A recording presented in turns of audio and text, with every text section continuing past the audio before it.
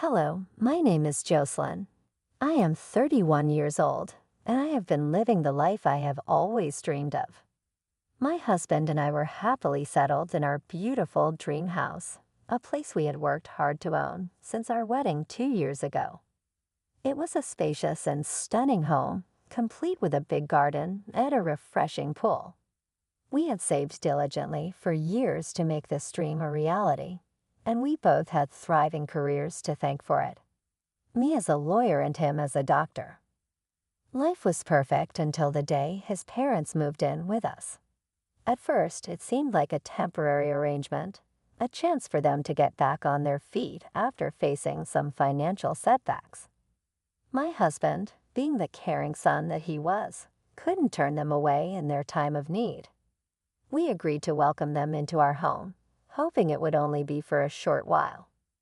But as days turned into weeks and weeks into months, it became evident that this temporary situation wasn't going to end anytime soon. His parents seemed to have grown comfortable in our house, making themselves at home quite literally. They started taking control over the house, imposing their own rules and preferences. One day, they did something horrible to show me that I do not belong in this place. This story is about how I exposed them in front of their son. My in-laws showed up at our house in the middle of the night, telling me that they had lost their home and their savings in a scam, and they had nowhere else to go. My husband offered to let them stay with us until they got back on their feet. Jocelyn, Abel, we need to talk. Something terrible has happened. We've lost our home and all our savings in a scam. We have nowhere else to go, darling. We're left with nothing. Our hearts ache, but we didn't know who else to turn to. Mom, Dad, you don't have to worry. We'll find a way to help you through this. Stay with us until you can get back on your feet. We'll face this together. Kids, we can't thank you enough for your kindness. We promise we'll find a way to repay you for this. We're family, and family stands by each other. Don't worry about repayment, Mr. Johnson. Our priority is to help you rebuild your lives. Jocelyn, dear, thank you. We'll do everything we can to get back on our feet as soon as possible. Before my in-laws moved into our house, I had decided to take a short break from work. Little did I know that they would misinterpret my temporary absence as being jobless. Just 4 days after their arrival, my mother-in-law approached me with a well-meaning but misguided concern. I was taken aback by her straightforward question, not expecting such a conversation so soon after their arrival. Nevertheless, I composed myself and responded politely, but my mother-in-law seemed to be unconvinced with that answer. Why don't you go to work? Do you depend entirely on Abel for financial support? Oh no, it's not that I'm jobless. I took a few days off from work to relax and recharge. I plan on returning soon. Well, dear, it might be a little burdening for Abel if you don't handle your expenses. You should consider being financially independent. I appreciate your concern, sir, but please rest assured I'm not entirely dependent on Abel for my expenses. I have my income and contribute to our household finances. This break is simply a way for me to take care of myself and recharge. Once I'm back at work, things will go back to normal. All right, dear. I just wanted to make sure everything is all right. You know we care about both of you. Thank you, sir. I understand your worry, and I truly appreciate your concern for our well-being. But I assure you everything is fine. I'll be back to work soon, and we'll continue managing our expenses as we always have. After that conversation, things between my in-laws and me took a turn for the worse. Whenever I mustered up the courage to approach Abel for financial assistance, I couldn't help but notice disapproving frowns and annoyed expressions on the faces of my in-laws. It seemed as though they had formed a negative opinion of me. One day, as I was passing by the living room, I overheard a conversation between my father-in-law and mother-in-law. I just don't understand why she refuses to go to work. She's been jobless for weeks now. It's as if she's relying solely on Abel's wealth to fund her shopping spree. I talk to her about the same. She says she handles all the expenses by herself, but I see her asking for money from Abel every time. I always had my doubts about her, dear. She must think we're fools, believing that she can take advantage of Abel's hard-earned money without lifting a finger herself. I think we must talk to Abel or Jocelyn directly. I am not in support of this decision of theirs. My heart sank upon hearing their misguided assumptions about me. They had painted me as a lazy gold digger, someone who squandered Abel's wealth on frivolous shopping instead of contributing to the household. I'd always dreamed of a harmonious family life after marrying Abel. I didn't know that my in-laws had a different idea of how things should be. Every day, I found myself at the beck and call of my in-laws, who seemed to relish in bossing me around. They treated me as if I were some kind of gold digger, assuming that I depended solely on their son for everything. Their behavior had created a toxic dynamic within the household, leaving me feeling like a servant rather than a valued family member. It was especially apparent during meal times. While I tirelessly prepared all the meals, my mother-in-law and father-in-law would simply sit and relax, seemingly oblivious to my efforts.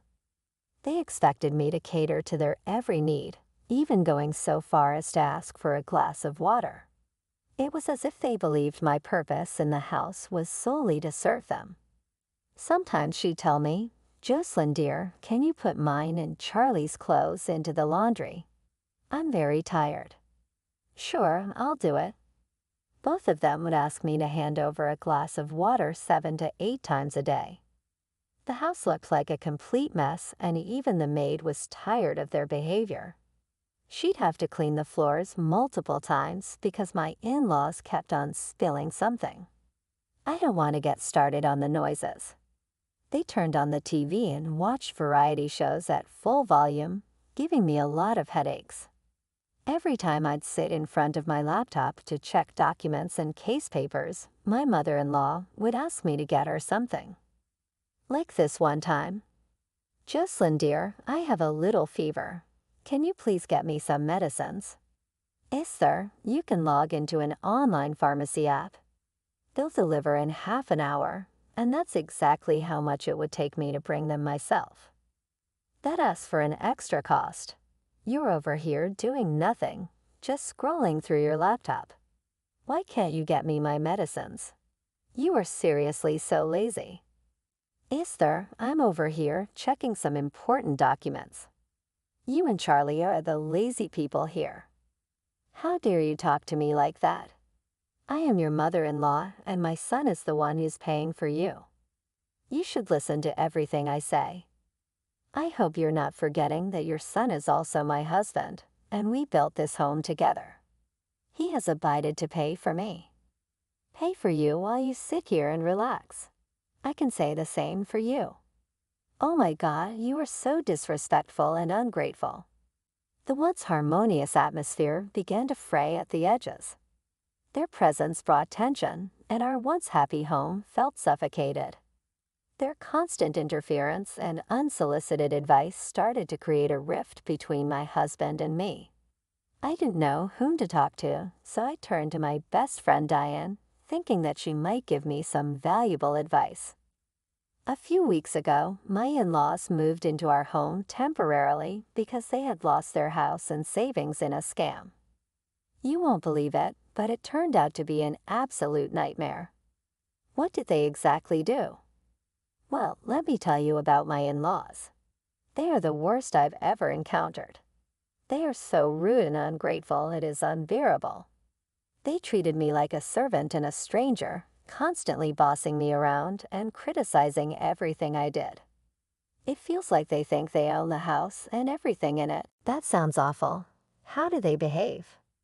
They're demanding and disrespectful, always expecting things to be done their way. They have no regard for our belongings or resources, using them carelessly and wasting everything. Our house is constantly noisy, messy, and filled with unnecessary trouble caused by them. That must be incredibly frustrating to deal with. You have no idea. It's like living in a constant state of chaos and stress. Their behavior makes me feel devalued and unappreciated. I can't believe how they could treat someone like that, especially a family member. I'm so sorry you had to go through that. Did you ever confront them about their behavior? I tried to address the issues, but it only made things worse. Since I'm on a break from work right now, they think I am jobless and depend on Abel for everything.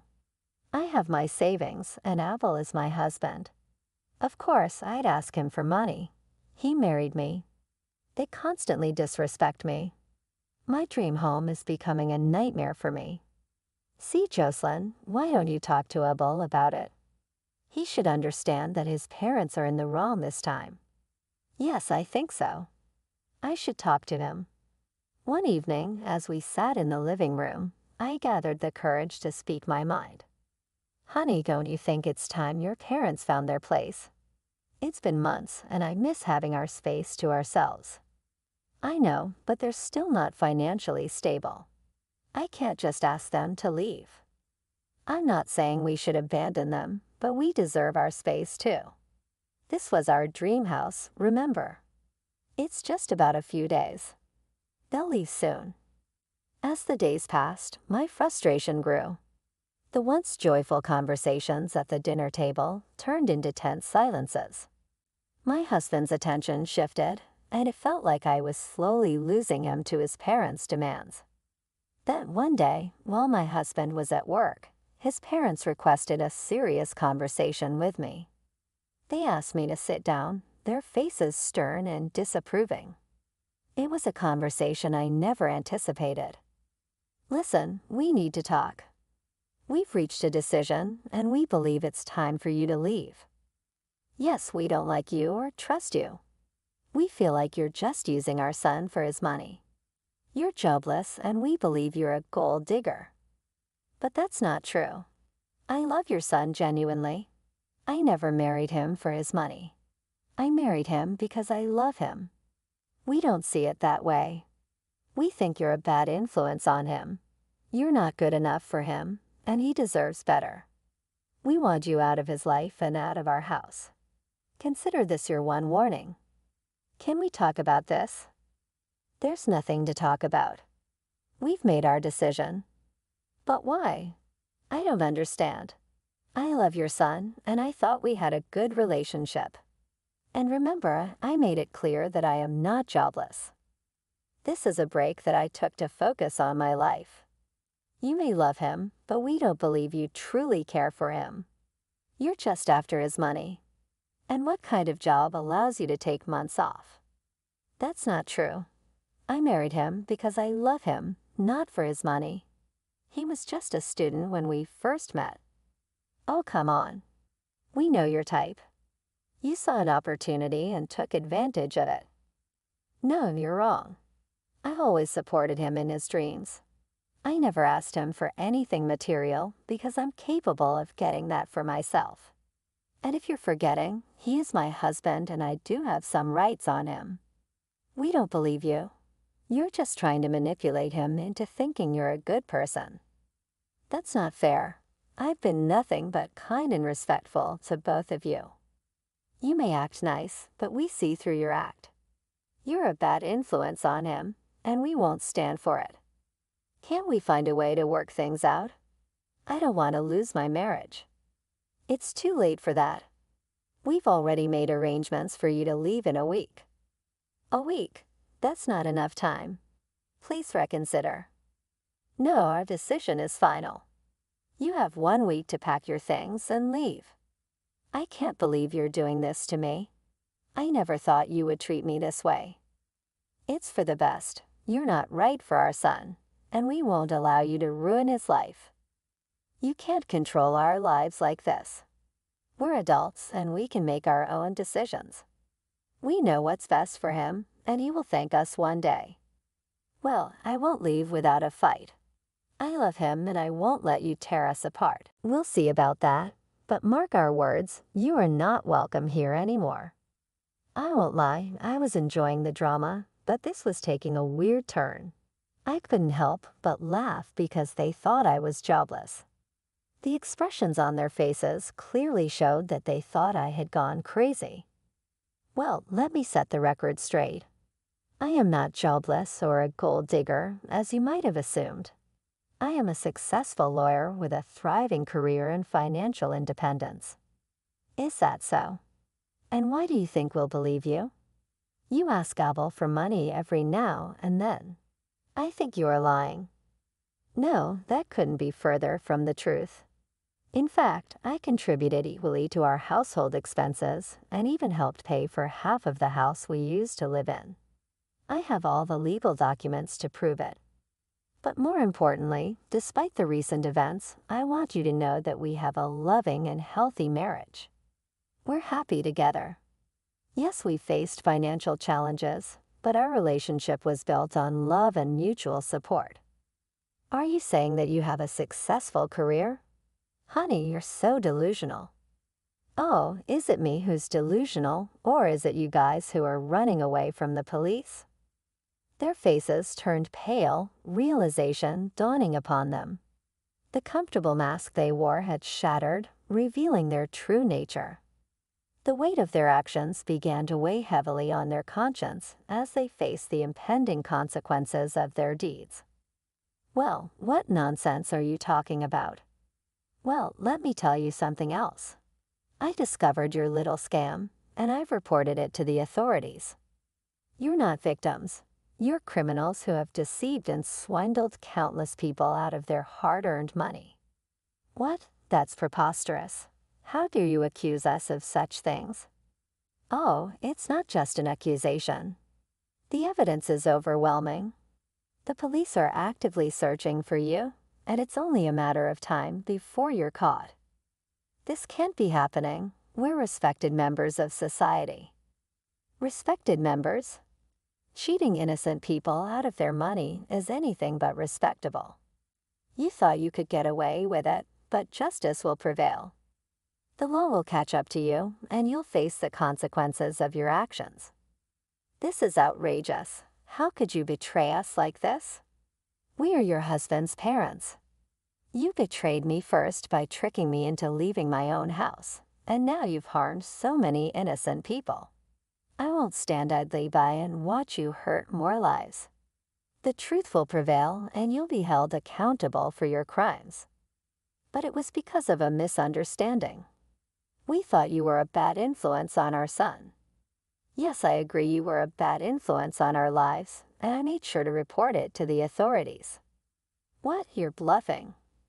No, I'm not. You're not victims. You're criminals who have cheated hundreds of people out of their hard-earned money. The police are after you, and it's only a matter of time before they catch up. Just as our conversation reached its peak, a knock on the door interrupted us. I opened the door to find police officers standing there, ready to take my in-laws into custody. They had been tirelessly tracking them down for months and were grateful that I had tipped them off. Are these the individuals you reported? Yes, officers, these are the ones. The police officers wasted no time. They swiftly handcuffed my in-laws and read them their rights. Their faces turned pale with the realization that their actions had finally caught up with them. We've been after them for quite some time. Thank you for your cooperation. Your tip-off has helped us bring these criminals to justice. You're welcome, officers. I couldn't stand by while they continued to harm innocent people. It's good to see justice being served. With my in-laws now in police custody, I felt a sense of relief. The deception had been exposed, and they would now face the consequences of their actions. The police officers expressed their gratitude once more before escorting my in-laws away. Later that day, when Abel, my husband, returned from work, I knew it was time to share the whole story with him. I laid out the details of his parents' financial misdeeds, not holding back any information. To my relief, Abel stood by my side, understanding the depth of their betrayal and the need for consequences. We'll get through this together. Lastly, I was actually grateful that our home now belonged to us, and no one could invade our privacy again. Our once peaceful life was back on track, with his parents facing the consequences of their actions.